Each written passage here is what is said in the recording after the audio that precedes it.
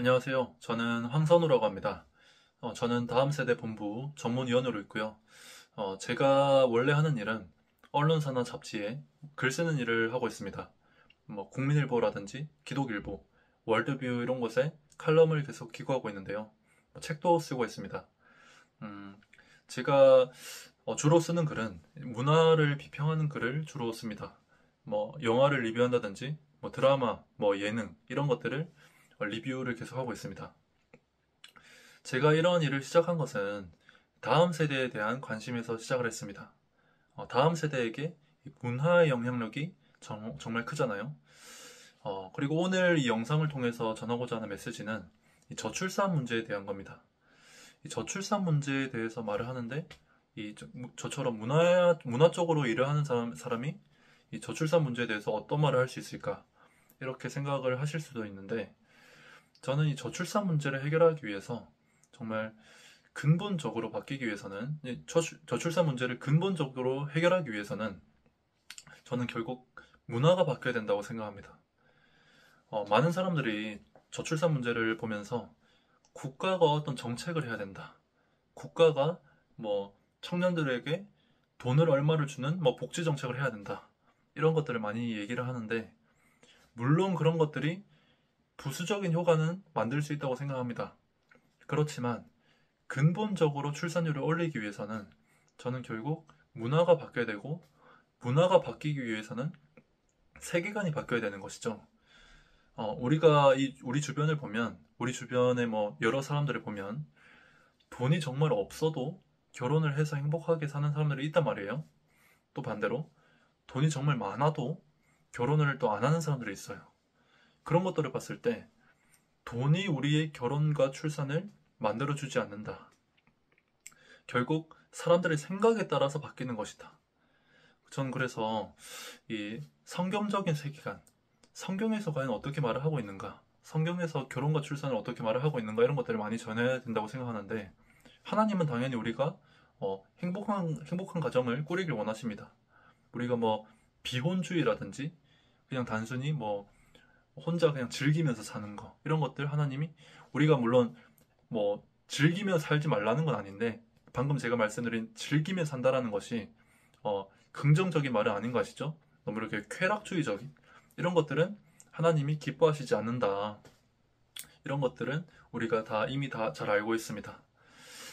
그래서 우리가 그런 것들을 많이 전해야 되는 것이고 그런 것들이 정말 행복한 가정을 꾸리는 것이 얼마나 감사한 것이고 좋은 것인지 우리가 잘 전해야 하는 것인데 근데 그런 것이 말로만 해야 되는 것이 아니라 이 삶으로 보여야 되는 겁니다.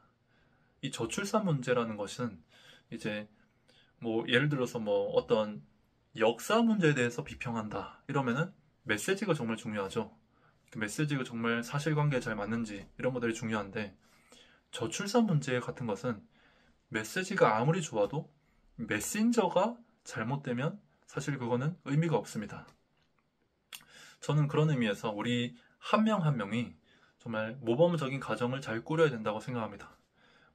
저 역시도 마찬가지겠죠. 하나님께서 보시기에 정말 하나님께 칭찬받을 만한, 하나님께서 보시기에 정말 기뻐하실 만한 그런 가정을 우리가 먼저 꾸려야 되는 것인데, 저는 제가 나름대로 경험을 해온 것들, 그리고 제가 청년들에게 또 다음 세대에게 전하고자 하는 메시지가 또 있어서 또 저라는 메신저가 어떤 또 삶을 살았는지 이런 것들을 또 전하고 싶어서 제가 작년에 이런 책을 썼습니다. 제목을 보시면은 20대 아빠의 저출산 토크라는 책인데 제목에도 나와 있듯이 제가 20대에 결혼을 하고 또 20대에 또 아빠가 됐습니다. 요즘에 이제 20대에 결혼하고 이렇게 아기를 가졌다라고 하면은 오해를 하는 분들이 많아요. 첫 번째로 아기가 생겨서 결혼을 한 게 아닌가 이렇게 말을 하는 사람들이 있는데 우리 크리스천들은 우리 혼전 순결 다 지켜야 되는 거 아시죠?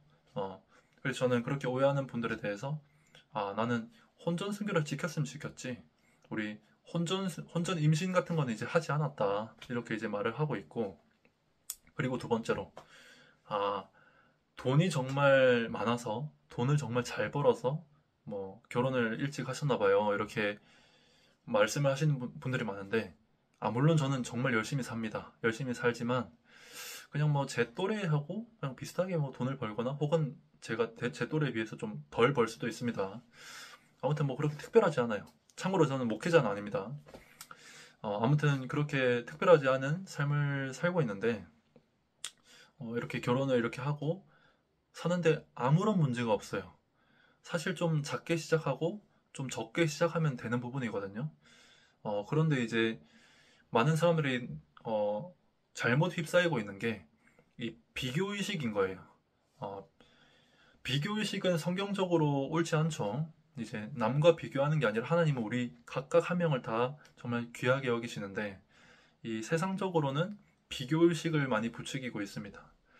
그래서 뭐 결혼을 한다고 할 때도 그냥 내가 행복하게 그냥 잘 살면 되는데 자꾸 아마 저 친구는 좋은 아파트 살고 뭐 저 친구는 저 차 타고 뭐 이런 얘기를 하고 있는 거예요.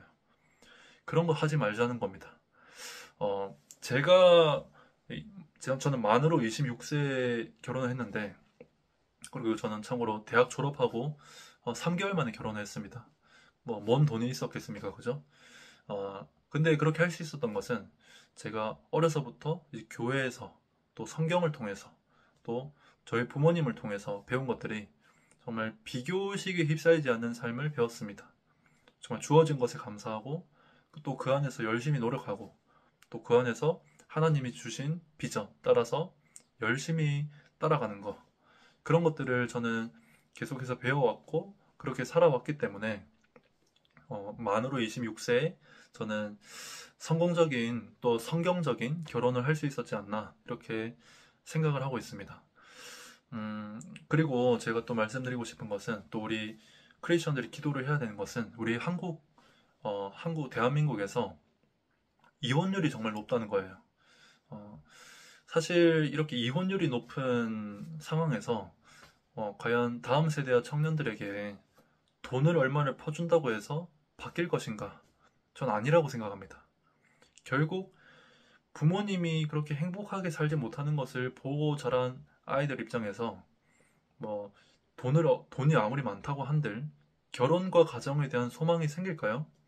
저는 그렇지 않다고 생각합니다. 결혼과 가정에 대한 소망을 심어줘야 되는 겁니다. 성경적인 문화를 통해서 또 성경 말씀 뭐 다 성경적인 문화에 포함되는 것이죠. 어, 그래서 그래서 저출산 문제를 해결하는 것은 교회만이 할 수 있다라고 저는 생각합니다.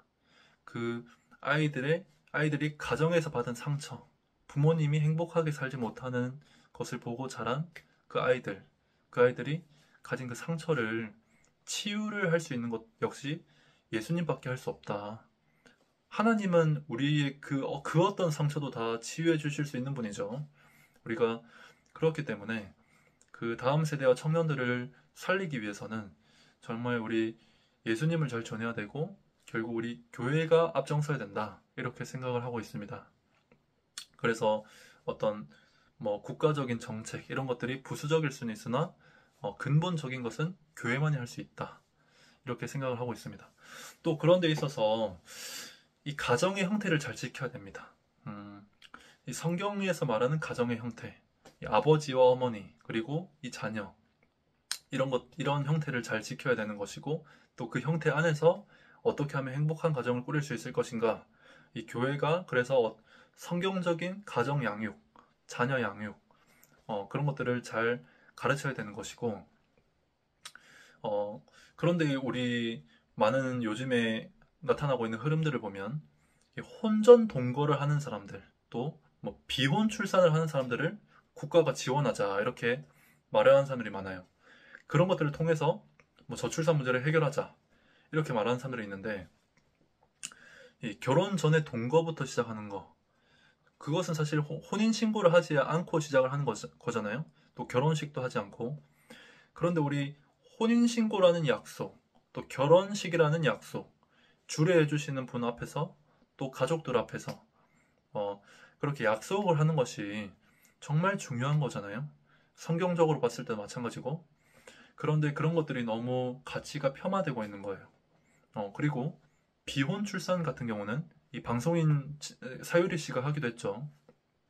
아버지가 없이 자녀를 키우는 거예요. 그것은 절대 올바른 가정의 형태가 아닙니다. 그리고 혼전 동거하는 사람들을 지원하고 비혼 출산하는 사람을 지원해서 출산율 극복하자 이렇게 말하는 사람들이 있는데, 뭐 정말 단기적으로 봤을 때는 뭐 정말 출산율이 조금 오를지도 몰라요. 그런데 그것은 장기적으로 봤을 때 결국 그거는 다 가정의 형태를 다 붕괴시키는 거지 않습니까? 그래서 장기적으로 봤을 때 혼전 동거나 비혼 출산은 장기적으로 결국 출산율을 더 떨어뜨릴 것이다. 그래서 우리가 가정의 형태를 잘 지켜야, 또 그 안에서 우리가 행복한 가정을 잘 꾸릴 수 있어야 우리가 출산율을 올릴 수 있는 것이지, 어떤 잘못된 형태, 잘못된 법, 잘못된 정책으로 해결할 수 있는 것이 아니다. 이런 것들 우리가 잘 알아야 되지 않겠나라고 생각을 하고 있고, 그래서 근본적으로 이 성경적인 문화가 잘 퍼져야 된다. 그리고 그 이전에 성경적인 세계관, 그런 것들을 교회가 또 내가 잘 전해야 되고, 우리가 단순히 좋은 메시지만 전하는 것이 아니라 우리가 메신저로서 모범을 잘 보여야 된다, 이렇게 말씀을 드리고 싶습니다. 그래서 우리가 기도를 잠시 좀 하면 좋겠는데요. 우리 대한민국에서 많은 다음 세대와 청년들이 가정에서의 상처를 많이 안고 있습니다. 부모님이 행복하게 살지 못하니 나도 행복하게 살지 못할 거라는 그런 두려움, 뭔가 대물림 될 거라는 두려움. 그렇지만 하나님께서는 그 어떤 대물림도 다 끊어낼 수 있는 분이다. 그런 것들 우리가 꼭 알 수 있도록, 정말 하나님께서는 우리 모든 다음 세대와 청년들이 좀 행복한 가정을 꾸리길 원하시고, 또 그렇게 얼마든지 도와주실 수 있는 분이라는 것을, 또 그렇게 해주실 수 있는 분이라는 것을 꼭 우리가 다음 세대 청년들에게 꼭 전하고, 또 그 아이들이 또 그걸 받아들일 수 있도록, 그리고 우리 대한민국의 이 여러 가지 가정의 형태, 우리 헌법에서 말하고 있는 가정의 형태, 이런 것들이 잘 지켜질 수 있도록, 정말 아버지와 어머니 그리고 자녀라는 그 건전한 가정의 형태가 잘 지켜질 수 있도록, 그리고 많은 청년들이 잘못된 비교의식 속에서 살아가는 것이 아니라 정말 하나님이 주신 그 비전 따라서, 하나님이 그 한 사람 한 사람을 정말 귀하게 여기신다는 그 믿음 속에서 정말 남과 비교하는 것이 아니라 정말 자기 자신의 그 하나님이 주신 비전 안에서 열심히 살아갈 수 있도록, 정말 행복하게 살아갈 수 있도록, 그럼으로써 이 대한민국의 가정이 회복되고 또 교회가 회복이 될 수 있도록 하나님, 우리 다음 세대와 청년들을 지켜달라고 우리 같이 기도하면 좋겠습니다. 같이 기도하겠습니다.